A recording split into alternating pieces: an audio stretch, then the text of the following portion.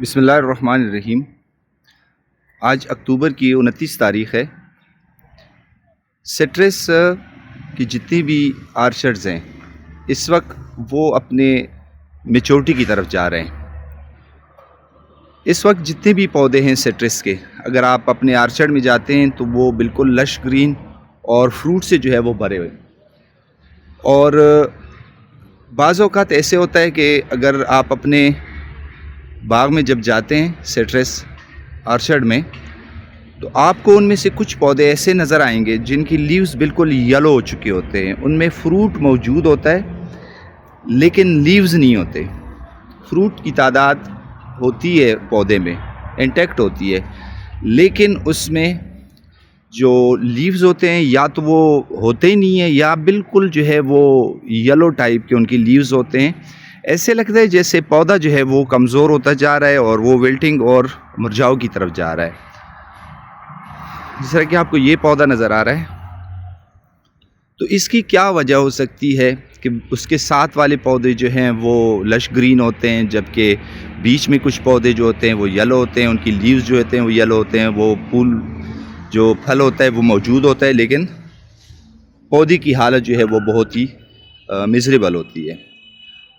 تو میں اس کے بارے میں کچھ ضروری باتیں آپ کو بتانا چاہتا ہوں۔ سب سے پہلے تو یہ ہے کہ اپنے باغ کی جو نکاسی ہے، جو پودے سے آپ کو جو پانی فلڈ ایریگیشن کرتے ہیں اپنے باغ میں، تو اس کو دیکھیں کہ کہیں بعض پودوں کے لیے پانی جو ہے وہ کھڑا تو نہیں ہو رہا ہے، کیونکہ ظاہر ہے کافی ایریا ہوتا ہے۔ بعض جو پودے ہوتے ہیں، جو چینل آپ نے بنائے ہوتے ہیں نیچے، تو بعض پودے جو ہوتے ہیں ان کے لیے پانی جو ہے وہ کھڑا رہ جاتا ہے۔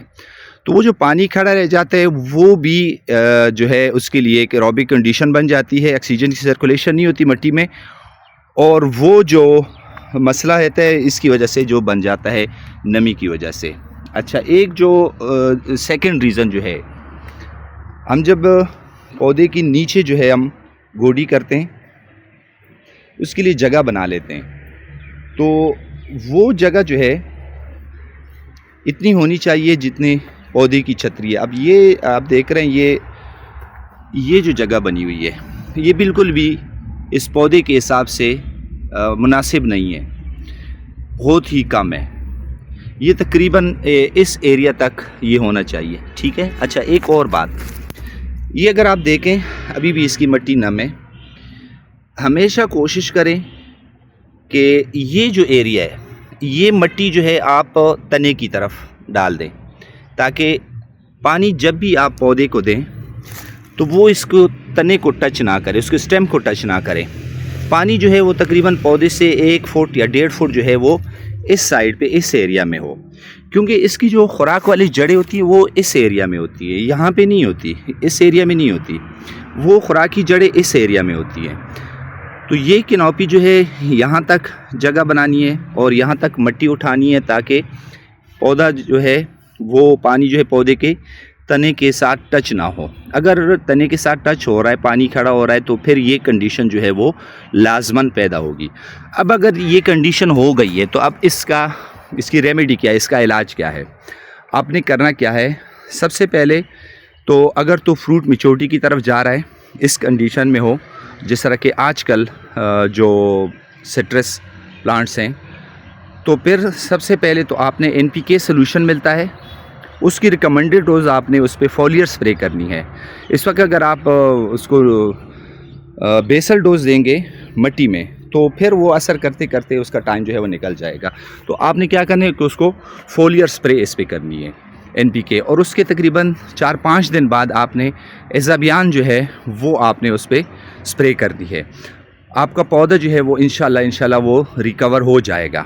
اور اس کے علاوہ آپ نے کیا کرنا ہے کہ سال میں تقریباً ایٹ لیسٹ ایک دفعہ آپ نے کاپر سلفیٹ جو ہے نیلا طوطا، جو پنساریوں کے ساتھ عام طور پر مل جاتا ہے، اس کو پانی میں فلٹ کر کے مکس کر کے آپ نے پودے کے لیے ڈالنا ہے، تاکہ نیچے جتنی بھی نیماٹوڈز ہیں یا سال بورن ڈیزیزز ہیں یا اس طرح کوئی روٹ بوررز وغیرہ ہیں تو وہ ختم ہو جائیں۔ اس سے بھی آپ کا پودا جو ہے وہ بچ جائے گا، کیونکہ زیادہ تر ڈیزیز ان کو فنگل ڈیزیز جو ہے وہ ان سے مسئلہ ہو جاتا ہے روٹ سے۔ ہمیشہ گوڈی کرتے وقت اس ایریا میں گوڈی کرتے وقت خیال رکھیں کہ یہاں پہ اس کے جو خوراک والی جڑیں وہ ہوتی ہیں کہ وہ زخمی نہ ہو جائیں. جب آپ گوڈی کرتے ہیں تو اس ایریا میں کوشش کریں کہ وہ جو ہے وہ زخمی نہ ہو جائیں. اور ہمیشہ جو ہے اگر آپ بیسل ڈوز دے رہے ہیں تو پھر کوشش کریں کہ وہ بیسل ڈوز جو ہے آپ تنے سے تقریباً 1.5-2 فٹ کے فاصلے پہ اس ایریا میں آپ اس کے لیے خوراک ڈالیں تاکہ جو خوراک والی جڑیں ہیں وہ اس کو اٹھا لیں. اس لیے اگر آپ تنے کے قریب جو ہے اس ایریا میں آپ ڈالیں گے تو پھر یہاں سے وہ خوراک اٹھانا اس کے لیے مشکل ہو جائے گا. تو یہ 2-3 اس طرح کی سجیشن تھے جو کافی باغوں میں ہم نے یہ مسئلہ دیکھا تھا.